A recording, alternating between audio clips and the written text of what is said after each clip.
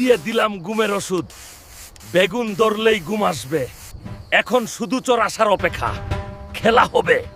ভাবি, তুমি কি খবর শুনেছো? এটা একটা বিপর্যয়।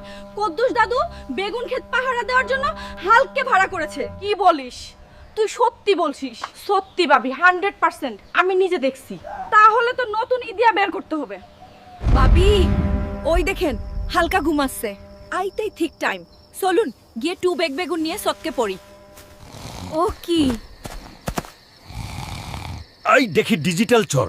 ভাবি, ভাবি ভাবি ভাবছে আমি ঘুমিয়ে আছি, কিন্তু ভাবি তো জানেন আমি যাতে মাতাল তালে ঠিক। খেলা হবে সকালে। দেখছো গ্রামবাসী, আই দুই ভাবি মিলে আমার বেনুন ক্ষেতের 12টা বাজাইয়া দিছে, কিন্তু আজকে হালকা আমকে বাঁচিয়ে দিল। তা আমি ভাবছি আমার বেগুন চুরি করার অপরাধে আমার কোনো জরিমান লাগবে না। একটা ভাবি হালকার আর একটা আমার। বিশার ডিসমিস।